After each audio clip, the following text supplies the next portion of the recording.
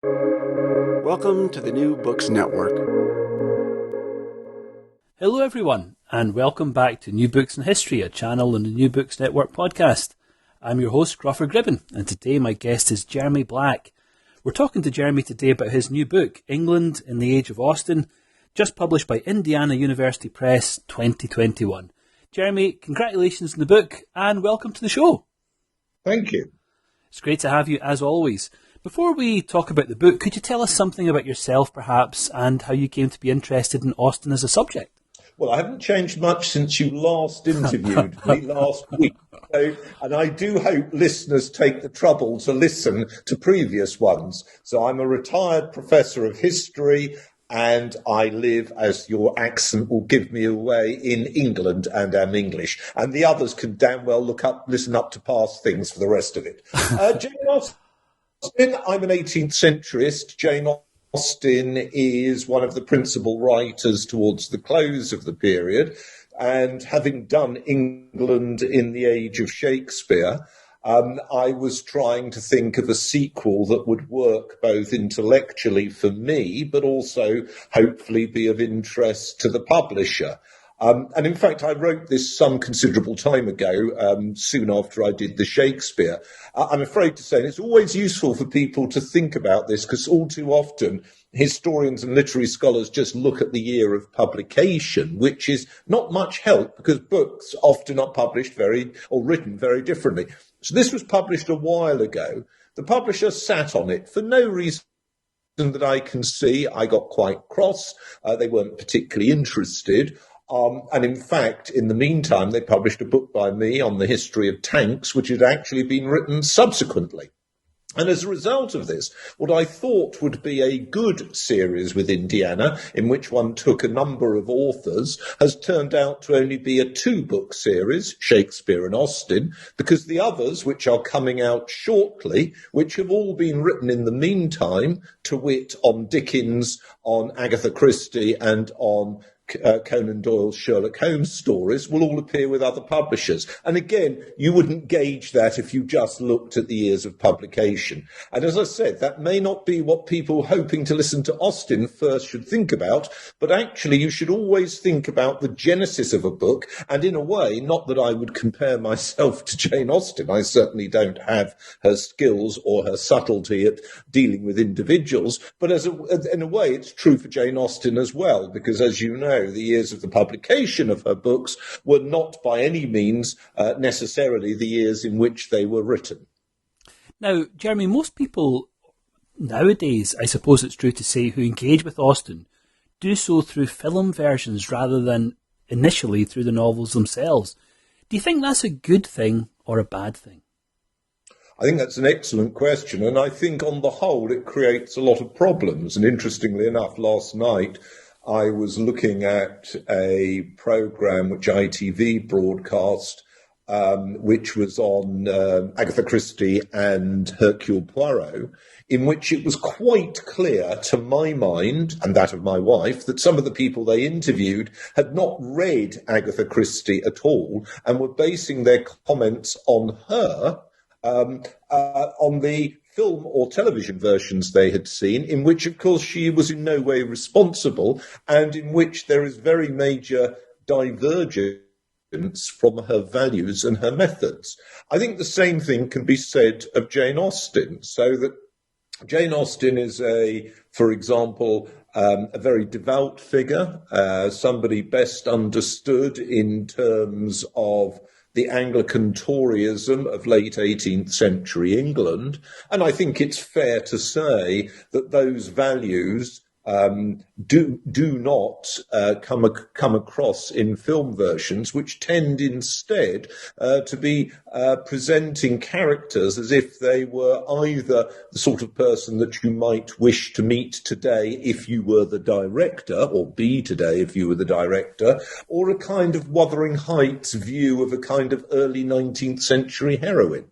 So we have the age-old problem. What are we looking at? Are we looking at Jane Austen, or are we looking at later iterations of Jane Austen? And you can see that in a way, in particular, where she's often writing about the here and now and writing in a way about, as it were, interacting with other works. Now, the most famous example of that, and indeed my favourite Jane Austen novel, is Northanger Abbey. And the reason it's my favourite novel is it's because it's the wittiest. And as you know, in a way, it's a riff on Anna Radcliffe's neo-Gothic novels. And it's brilliantly so. But if you haven't read those, and of course it's fair to say contemporaries would have understood exactly what it was about. But if you haven't read those, it's much harder to follow it.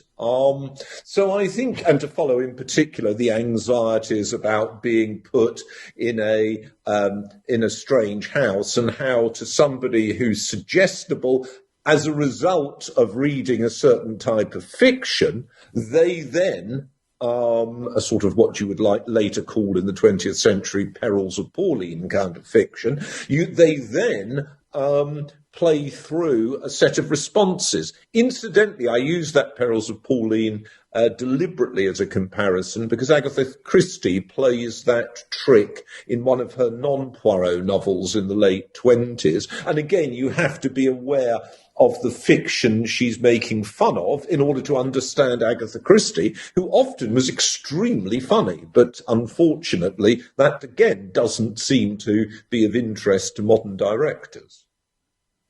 Now, I suppose one of the aspects of the comic form that Austen's novels often take is the happy resolution, typically in the form of marriage. I was really struck, Jeremy, by some of your discussions in the book about the fluidity of what we might call social class in the period. How do Austen's marriage plots help us understand that kind of fluidity? Well, that's a very good question again. I mean, in a way, and again, we go back to a very famous early novel, maybe the most iconic novel for people of that period, which was Pamela by Samuel Richardson, in which, of course, the serving maid preserves her virtue and gets her man. Now, that is presented as a serious novel. I mean, obviously, as you may know, it was mocked in Shamala and all the rest of it, but it's presented as a serious novel. And what it is about, in a sense, is that the notion of politeness ought to be one that is not defined by a kind of social caste system. So if you want the contrast, you think about the contrast among, unfortunately, from what we can understand in modern India with the caste system, where it appears to be, very widespread for males of what are regarded as better castes to abuse, often rape, women who are of lower castes. Now, India is, in that respect, a very primitive society with its caste system. I think it's fair to say that if you're looking at 18th century England, and particularly the cult of politeness both argues that men, irrespective of their social behaviour, ought to be able to comport themselves to others as gentlemen. And of course, there are institutions such as the clubs, the Freemasonry, the learned societies that seek to erode the notions of social differentiation. And there is also this idea in courtship. Now, as you correctly say, and as Jane Austen's novels very much bring out, this cuts across the idea of marriage as essentially a commercial transition or transaction in which the preservation of rank and the furtherance of profit for the family or the individual are foremost. And of course, Austen is very much coming down against that view, and that is in accordance not just with the cult of politeness and the conventions of novels, but it's also in accordance with, as I mentioned already, her very strong Anglican notion of society. And I don't think you can understand Austen, just as I don't think you can understand Agatha Christie, unless you realise that they are both moralists. And one of the problems with the film or television versions is that they seek to erode or ignore this moralisation, precisely by throwing attention to the kind of material comforts of life, whether it's houses, furniture, in the case of Christie, films, Art Deco, without actually considering that both those novelists were more concerned with what they saw of as true gentility, which, for example, is what Emma has to learn. And there is also linked to that a degree of politics. Now, you will not be surprised to hear that in the television programme about Poirot yesterday, they did not mention that Agatha Christie has Hastings say Poirot is certainly not a socialist, and indeed Poirot is very much, as was Agatha Christie, in accordance with a conservative Anglicanism. The same thing, in my view, is true of Jane Austen, and I know that there are literary critics who don't like that and who've tried to argue that there is active subversion in both the content and the textual method of Austen, but I actually am one of these old-fashioned people that believe you should focus on what the text says. And the text is very much about values and virtues of continuity, as well as I discuss in my book, a sense of Englishness, an Englishness which is in part encoded in the landscape, and in part encoded in a diffuse pattern of appropriate behaviour. And also, as you will know, and as I discuss in my book, I also talk about Austen's short history of England and of the conservative values she enunciates in that.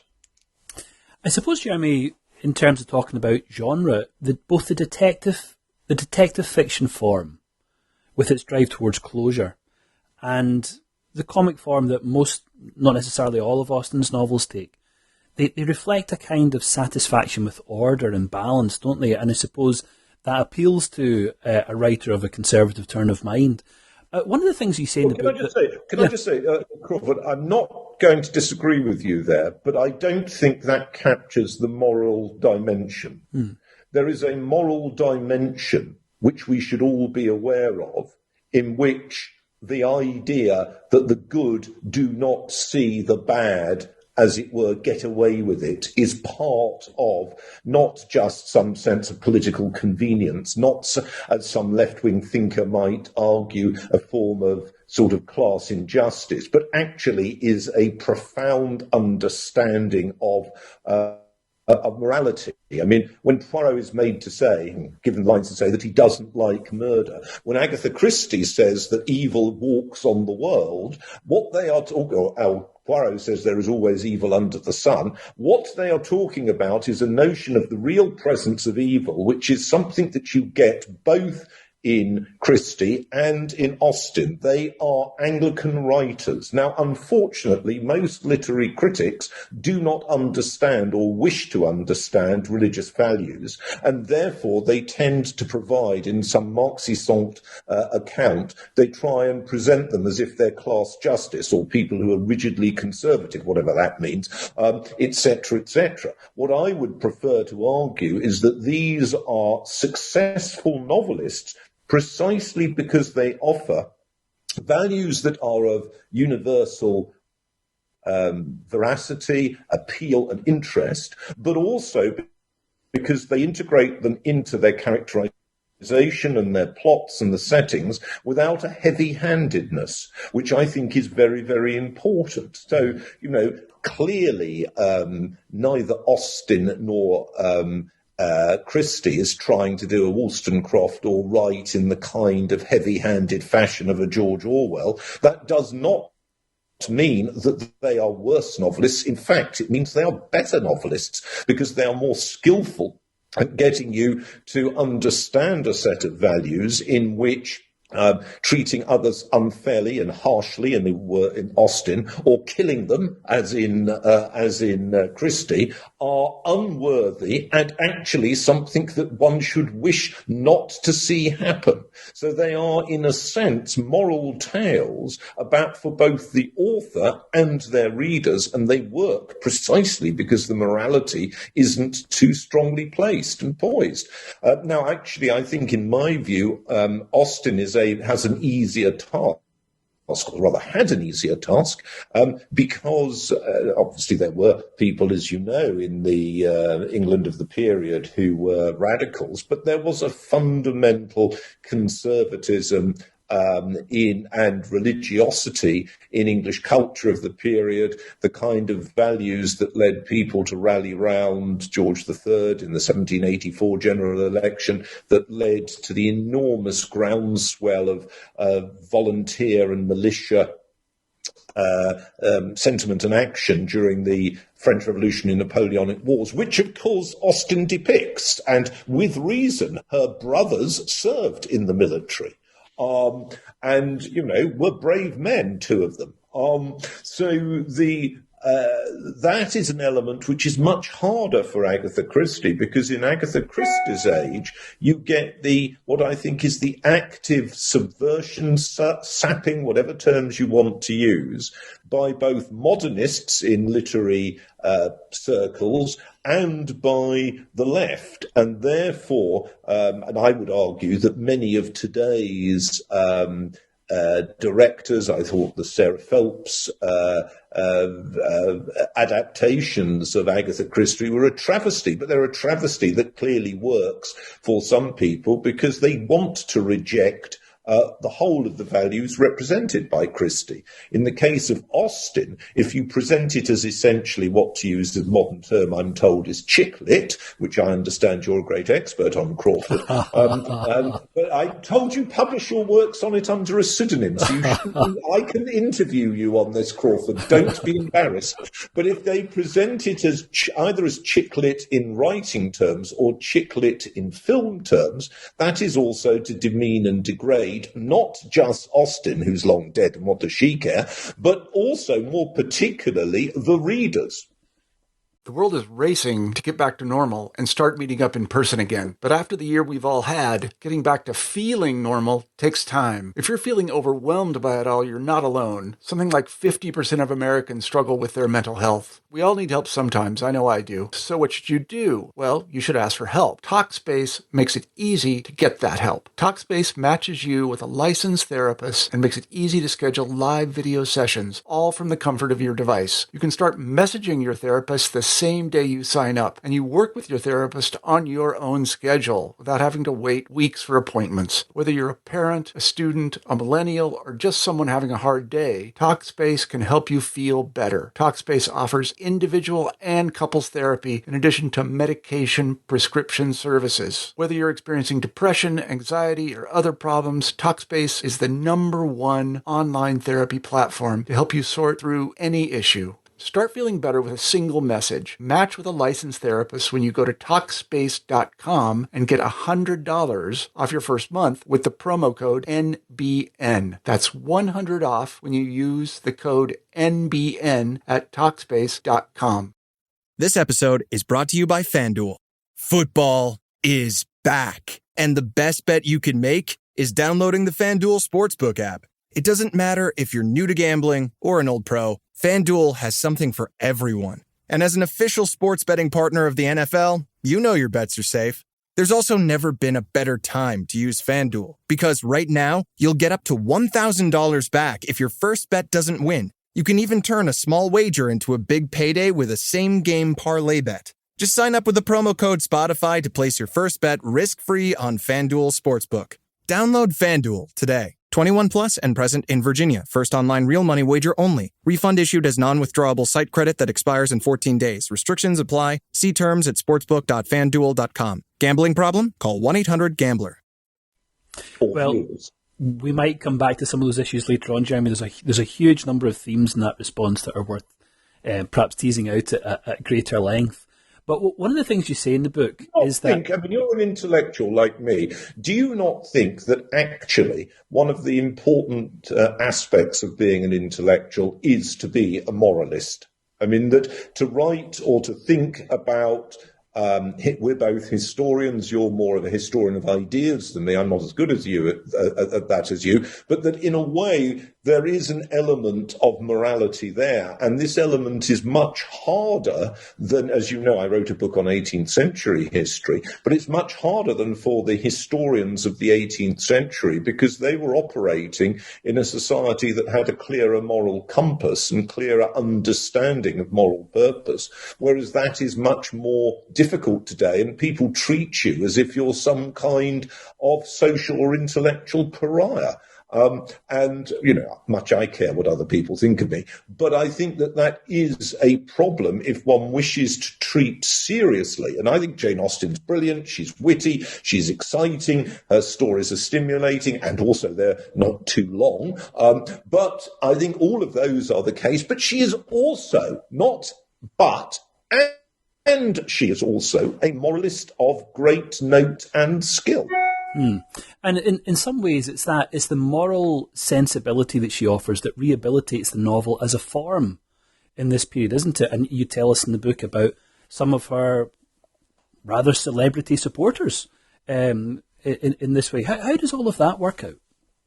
Well, I think it actually works. Again, I mean, I think that Jane Austen herself is a rather pleasing tale in a way of the openness of the English stroke British, I mean, they called themselves English, but they often meant British, system of that period, that people who were not in the first rank could nevertheless rise to the top in fame and sometimes fortune.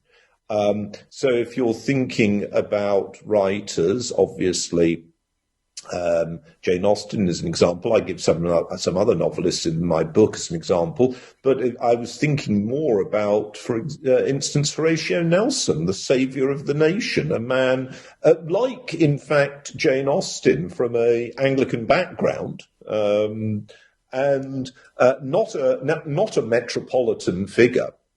And I think, in a way, the openness of the conservative system, because it was a conservative system, but the openness of the conservative system of that period to men and women of talent is tremendously important. And Jane Austen, in part, is writing about that. Now, she obviously sets a lot of that in terms of the social issues of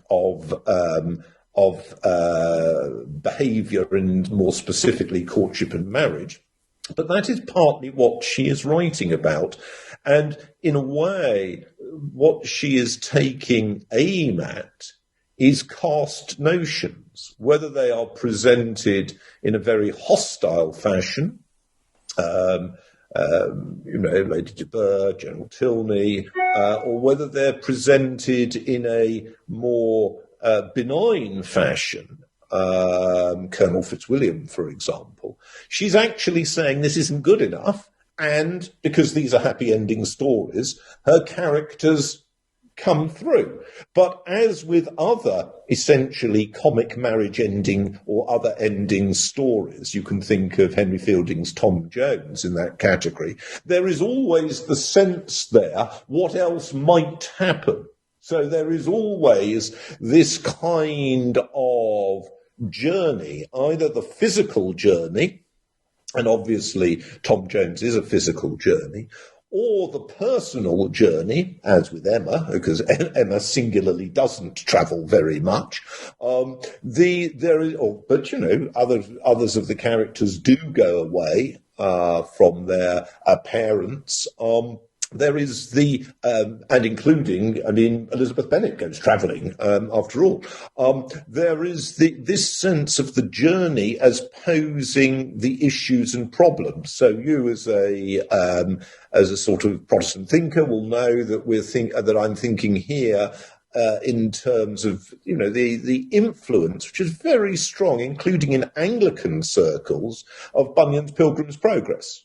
that notion, I mean, I know it was originally a nonconformist tract, but that's and of course it's reprinted a lot in the late 18th century, and the journey is a moral as well as an emotional factor in the Austen stories. And again, I think that's underplayed in the way these are treated. Now, I mean, look, this makes my book sound incredibly heavy, as I hope you'll agree. It's actually, I would like to think, wide-ranging, witty and interesting, but I don't want to deny the weight of seriousness that Austen deserves. And as you will know, in my big biography of George III, I similarly, who was the king during her entire life, I similarly had a large chapter on faith in the churches, because I think that's important as well for understanding George III, and incidentally, for understanding such issues which vex us today as the abolition of the slave trade. Well, one of the things you mentioned earlier on, Jeremy, and it plays an important role in the book, is Austen's early work on the history of England. And of course, in that work, she gives voice to opinions that are very much in favour of King Charles I, describes Oliver Cromwell as a monster, and indicates a real commitment to the kind of ecclesiastical continuity that royalist, perhaps even non-juring sensibility might gesture towards. Do you think that her views change over time from that work perhaps into some of the later fiction? Well, again, that's a fascinating question. And as you know, there is a strand in Jane Austen's scholarship that argues that. So, I mean, I think it's fair to say that Jane Austen is not a character that is writing a daily diary to tell you what she thinks about politics. As you know, her correspondence much of it was destroyed, of course. Her correspondence is relatively slight, or surviving correspondence is relatively slight.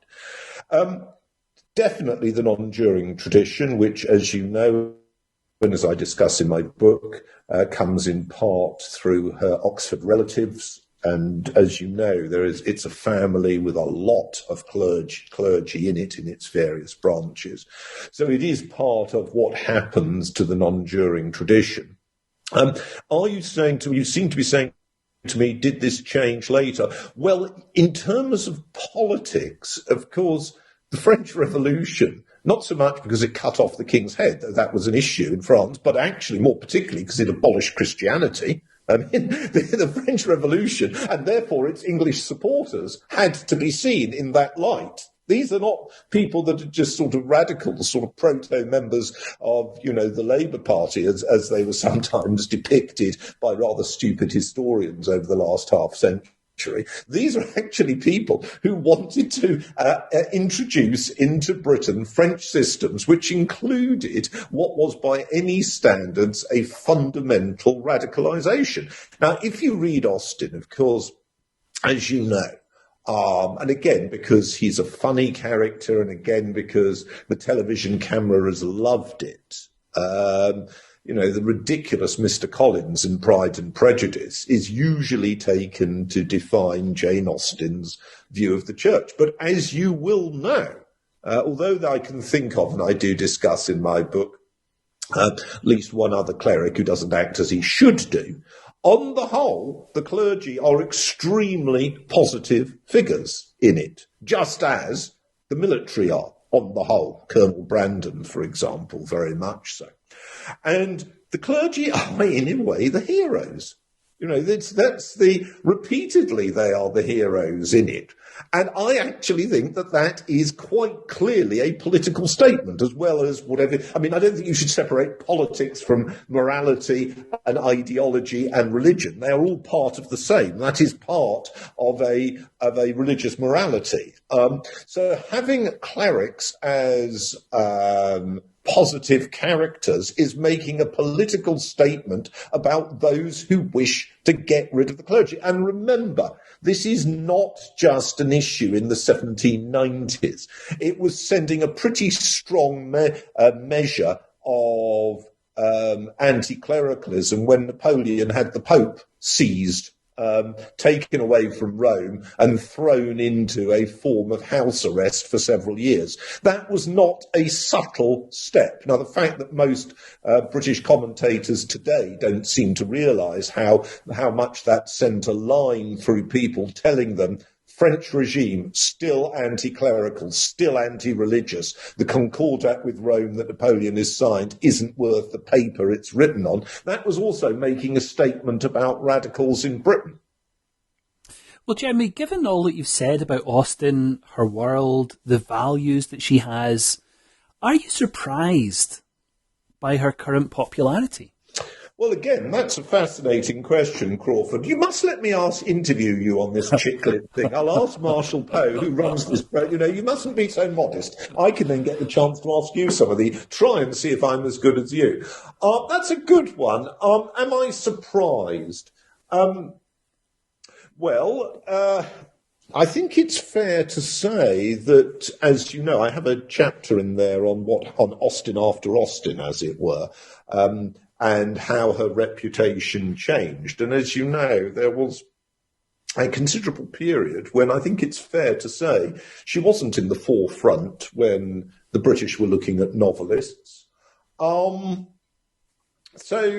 I think, yes, I would say that I am surprised. I mean, it's been true of much of my lifetime, so I'm not surprised anymore. But I think there are other novels which, in a way, work better for modern times. To understand Jane Austen, you have to understand notions of not just of politeness and true charity and kindness between human beings, which are obviously important, but you also have to understand notions of how the difficulties people have in navigating social environments which were much more constricted and limited than those of the present day in Britain. You have to understand the role of a moral code in society. I mean, it's no accident that the characters meet each other at church or meet each other after church or on the way to church or this sort of thing. Church is central to the sociability of a society in which most, particularly women, didn't travel all that much, but even many men only might leave their immediate, bit of their county, maybe 2 or 3 times a year at that.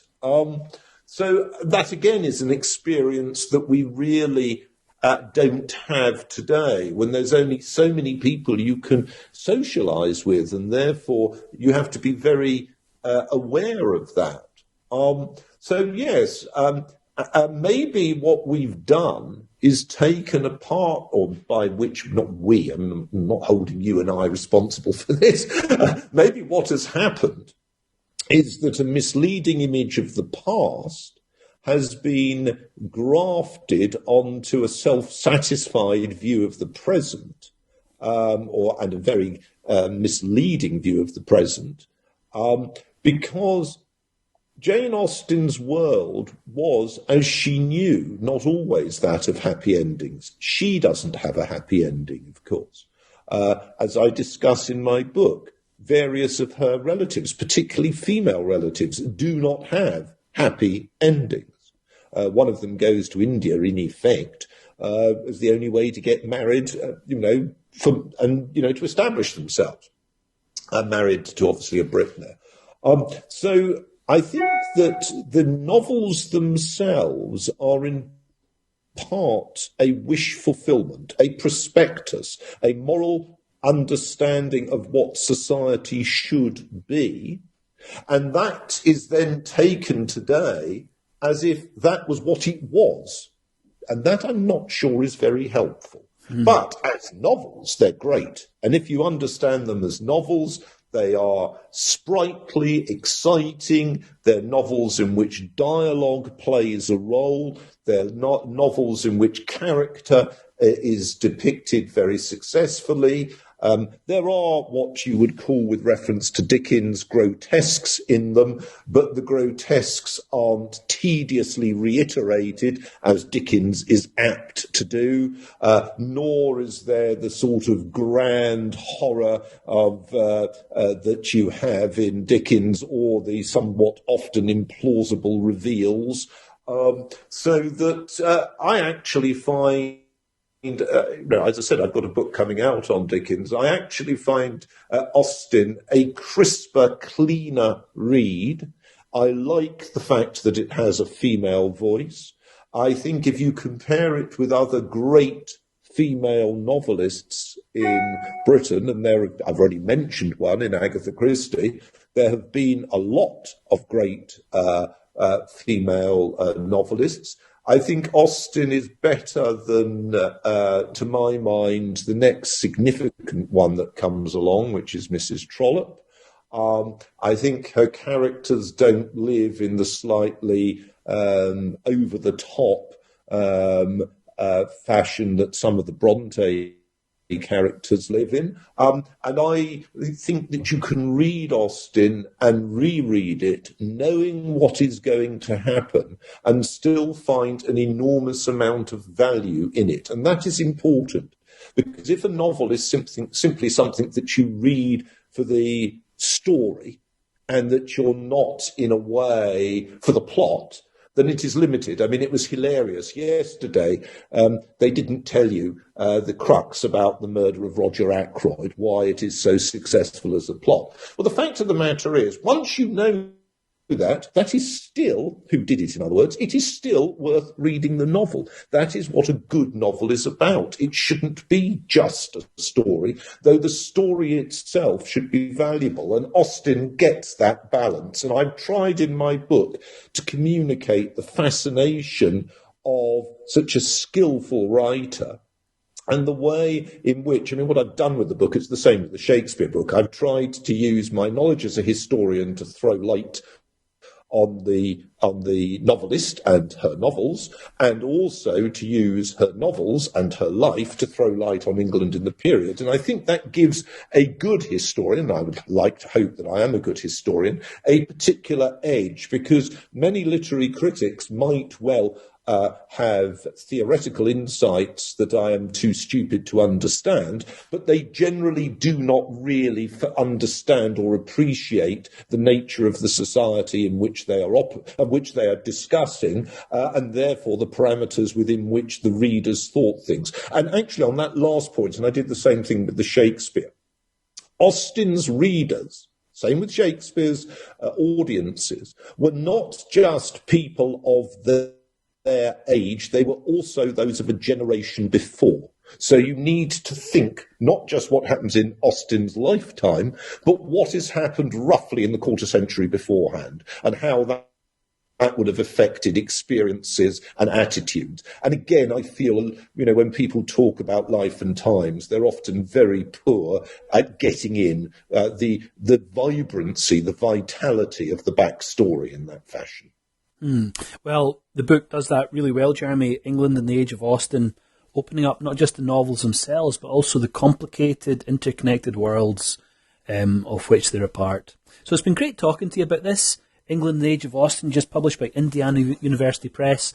You mentioned earlier on... also ask me what I'm doing next. I am. You took the words out of my mouth. You mentioned earlier on there's a sequence of other books in this series, Dickens being one, Sherlock Holmes being another. So and Hercule Poirot. Well, all three of them are due out within the next 8 months.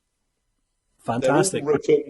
They're all written, and they're all due out, and they've all been accepted, and they're all due out within the next 8 months. And I hope that people will find them interesting. I mean, what's fascinating for me, and again, we did at the very beginning, I tried to mention, because we've got intelligent listeners, but people often don't understand that authors are in part constrained by the parameters within which the publishers necessarily have to act.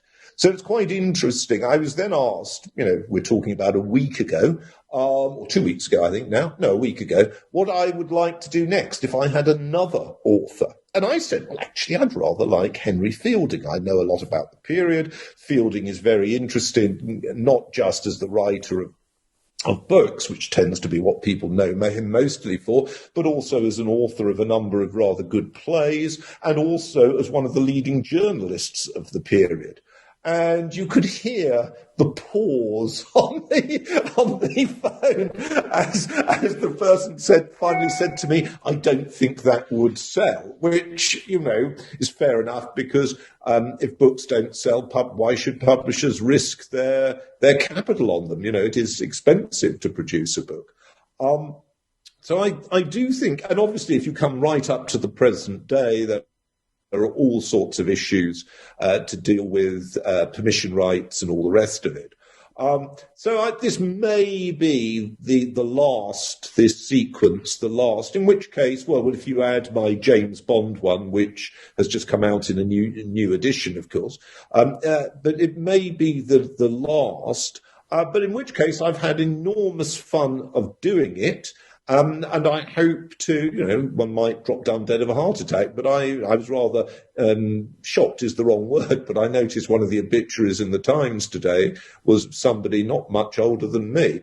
But if one is able to keep going, I would like to, to write on other topics, though I'm always aware one has to be constrained by what is allowed.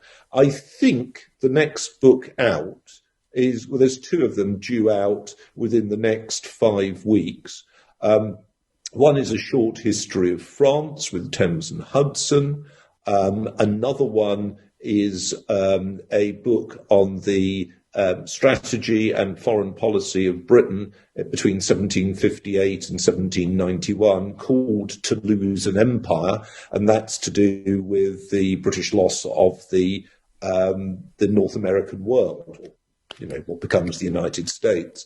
So those are very different books, but they were both fascinating to write, and I hope I've communicated some of the insights that I've gained through the work. Well, we've been talking today about England in the Age of Austen, just published by Indiana University Press. Read it a couple of weeks ago. Vivacious, fun, insightful, a really excellent book. And Jeremy, we're so grateful for your time coming to talk to us about it today. Thanks for your time and take care. Thank you. And let's hear you on Chicklet. And thanks for everyone else for listening in today. I'll see you next time on New Books in History, a channel on the New Books Network podcast.